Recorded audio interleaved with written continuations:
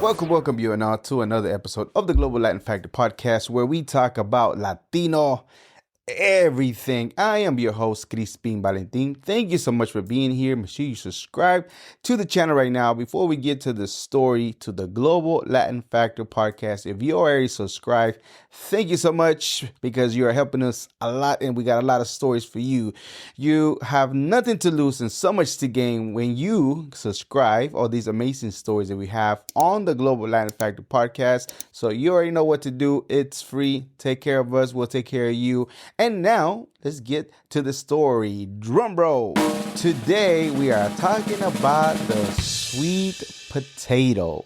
When you think about sweet potato, many people will be like, sweet potato? Not a lot of people know the history about it or how deep it is. But once you follow the history, this goes much, much further and more than people expect. It takes us into the ancient Americas, into indigenous agriculture, and into Caribbean language, into Latin America food history, into global trade, and even into the most interesting question in Pacific history.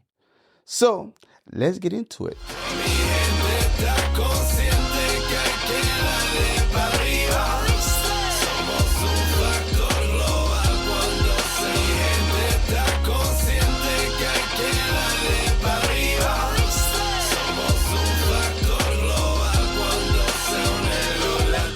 If you saw a sweet potato sitting in the market today, you probably would be like thinking about not much, or thinking about maybe has such a great history as far as a traveling crop goes, but it does.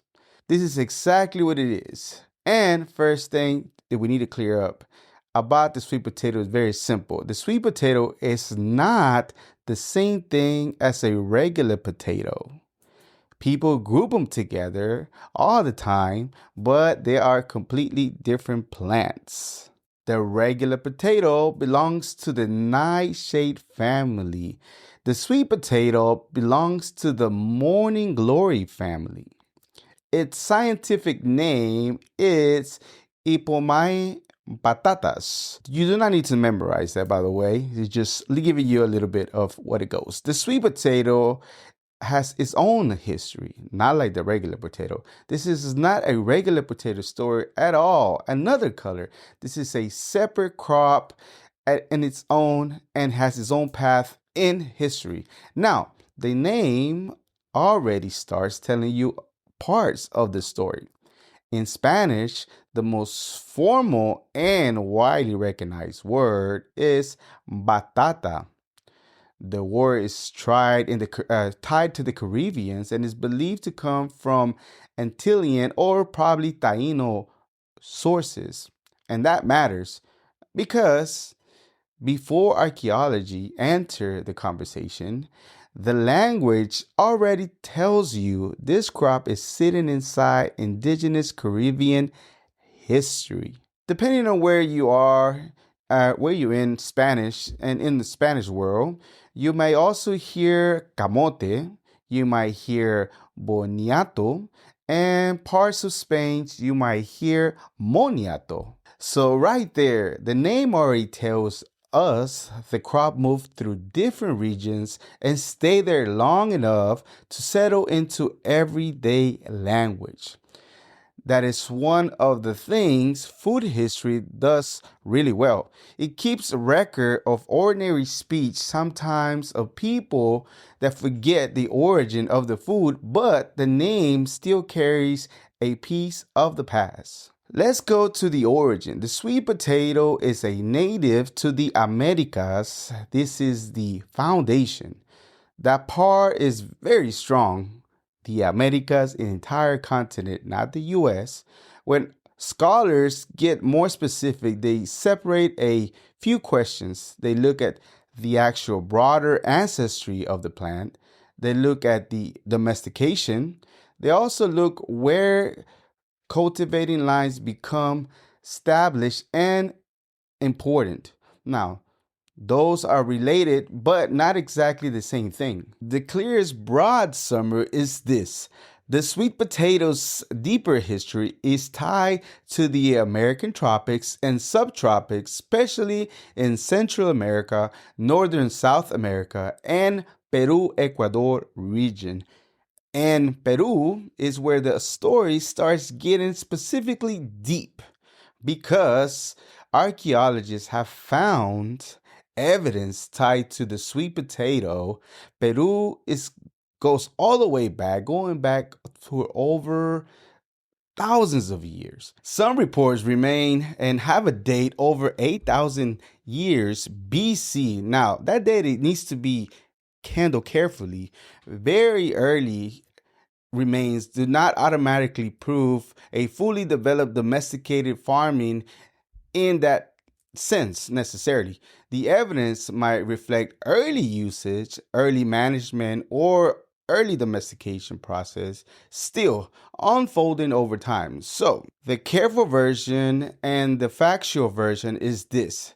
There's very ancient evidence tied to the sweet potato in Peru, and it's tied to the year 2000 BC. There's strong evidence for domestication of sweet potatoes in South America. That is already a major historical fact because it means that the sweet potato has parts of its life in Americas way before the European colony, before Europe wrote about it, before Europe transported it, and before Europe inserted itself into the movement of crops across the ocean. That part matters. That part matters a lot because, and on a podcast like this, it matters because of the things that we discuss. Again, the global land factor and the roots where it began. The roots are indigenous. The first chapter of this amazing story belongs to the indigenous people of the Americas. This is where the human relationship with crop. And later, the story continues through the Caribbean, through Latin America, through the wider Hispanic world, and that is what makes this true a global land factor. The sweet potato did not become important when Europeans found it, not at all. It was already ancient in the Americas. Let's pause for a second.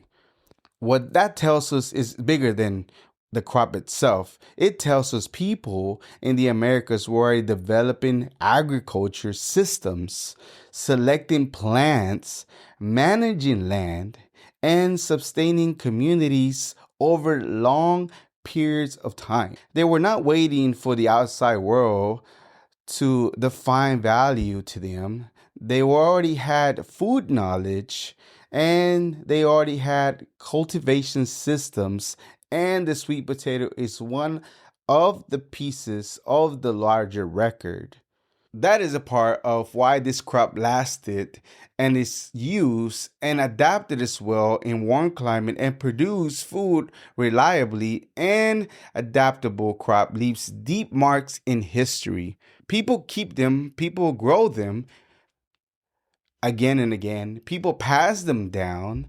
People, before Europe even removed sweet potatoes outwards, it was already had a life of its own in the Americas. It was already cultivated. It was already eaten, already part of local agriculture systems. So when Europeans encounter it, they were already just staring into history. They were not making history because it was already there. They were stepping into one that was already on their way. Distinction matters because Europeans helped spread the sweet potato further into Europe. They did not begin the sweet potato history.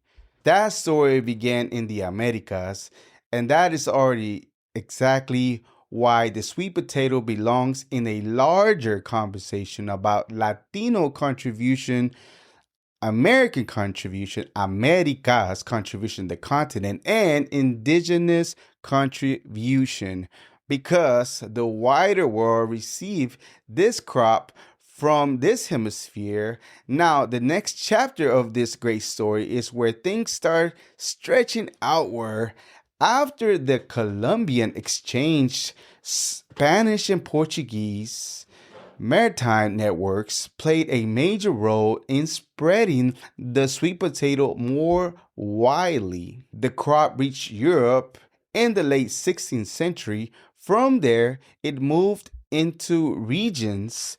Some scholars describe two broad routes. One is the Batata line. That route is tied more closely to the Atlantic and Portuguese movement into Africa, India, Southeast Asia, and East Indies.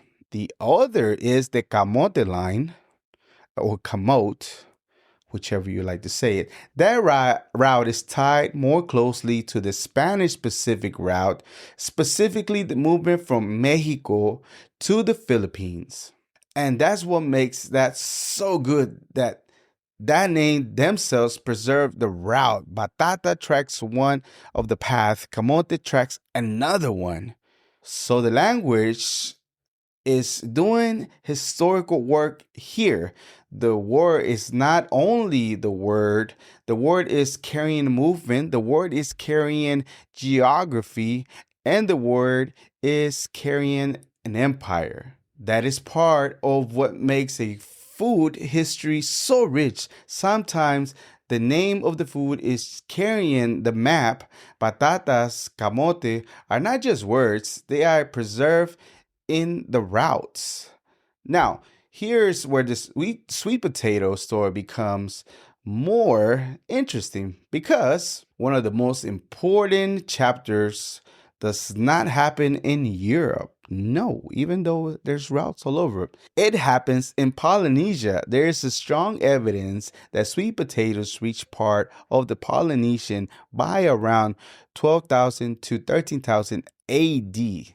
That is before regular European contact.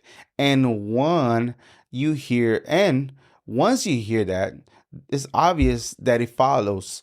How did the crop from the Americas get to the Polynesian islands so early? That question has mattered to historians, archaeologists, and crop scholars for a long time. Now scholars still debate that exact mechanism. They debate the route. They debate the direction of contracts. They debate who moved it and how. But the larger point is still strong. The sweet potato in Polynesia is one of the most clearest piece of evidence for some kind of pre-European trans-Pacific contact.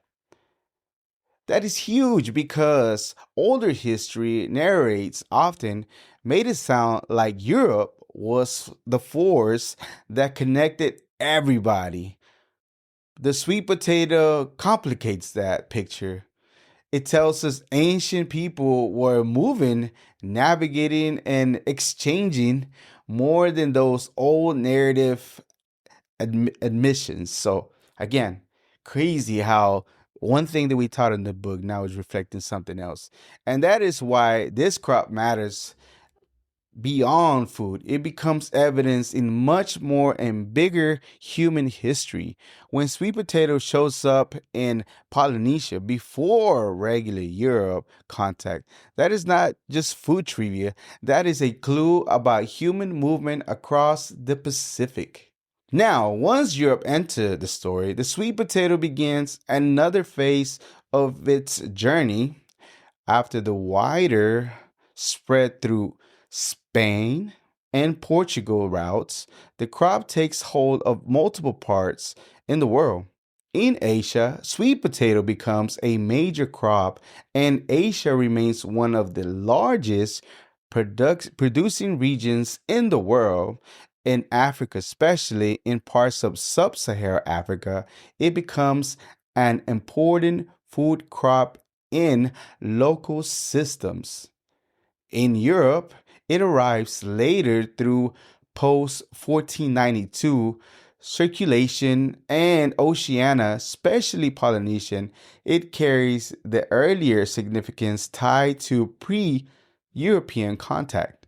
So, in practical terms, sweet potato reach every inhabited continent: North America, South America, Europe, Africa, Asia, Oceania, not Antarctica or the normal agriculture, not in Antarctica, the normal agriculture sense. And today it's grown more than in 100 countries. That is not a small reach at all, by far.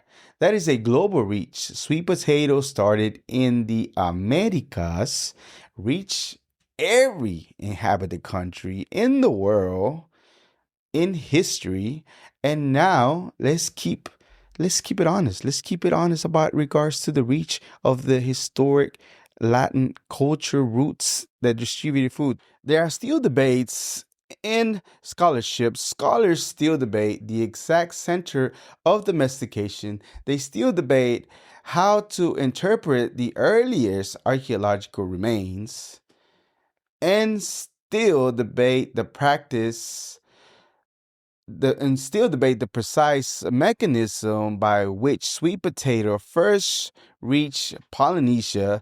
Those are real scholarly questions, but those debates do not erase the larger structure of the story of the sweet potato. And the larger structure is clear. The sweet potato is an America, the continent of American crop, and it has ancient evidence in Peru. It cultivated long before the European colonization, and not only that, but it was in Polynesian before regular European contact and later spread throughout the entire world, widely through Spain and Portugal trade routes. That framework still holds, and again, it's been the global land factor food contribution that we talk about. Now here's where it becomes the global land factor, because when people talk about food that change the world, they usually focus on the final cuisine and forget about the origin. They remember the plates, they forget about the path. The food from the Americas gets hit with all that all the time. For example, tomatoes, cacao, peppers, potatoes, vanilla, maize or corn, and of course, sweet potato. Think about the post Instagram picture lovely, but they don't see the history of what happened prior. People use them, people build them, people build entire cuisines around them, people depend on them, people actually save them from famine. But America as the continent is the origin of it entirety history. And once again, it is the origin that does not fade, and credit's due, it needs to happen because that's what the history is. That is why this story matters, because the sweet potato is one of the more reminders that the Americas, the continent of America, is sitting where not on the sidelines as far as the world history goes. They were already helping feed the world at that time. And if we are inaccurate, the first chapter of that contribution belongs to the indigenous people of the Americas, the continent of America, not the US. Then the story continues to the Caribbean, through Latin America, through Spanish speaking cultures, and through the broader Latino historical world. Now, before I close out here, real quickly, I'm going to give you 3 fun facts that you might have not known about sweet potato. The first one: sweet potatoes leaves are edible, and in some places, leaves are cooked as greens. Number 2, sweet potatoes are not only orange, they also can be white, yellow, red, or purple. Did you know that? Let me know in the comments. Number 3, in the United States, many foods sold as yams are actually sweet potatoes. True yams are a different plant. Did you know that? And honestly, that is just one of the things that tells you so much about the history, how it can be confused and dependent. And again, the sweet potatoes being a world traveler before world traveling was a thing. Can you imagine that? So the next time you see a sweet potato, here's what you need to know and look into. It's an ancient crop from the Americas, a record of indigenous agriculture knowledge, a Caribbean name that survived, a food that crossed the ocean. Once again, a word travel before that happened. A crop that helped scholars think about the Pacific contrast and a contribution from the American hemisphere, that reach across the inhabited world.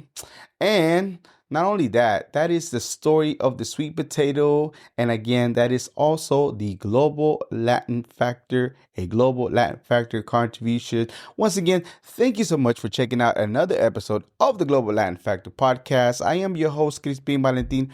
Make sure you subscribe to the channel right now. Why? You have nothing to lose and so many amazing stories to gain. Learn today. Get inspired today. Visit our website, thegloballatinfactor.com, or visit our Instagram social media and get inspired. If you're in a rut, you don't know what to do, guess what? You have amazing representation of amazing Latinos doing amazing things, and you'll find it all in our channel at the Global Latin Factor Podcast. And remember, we are just like you. We are people. We are humans. We are the spice and flavor in this melting pot that it is the world. Till next time. Bye.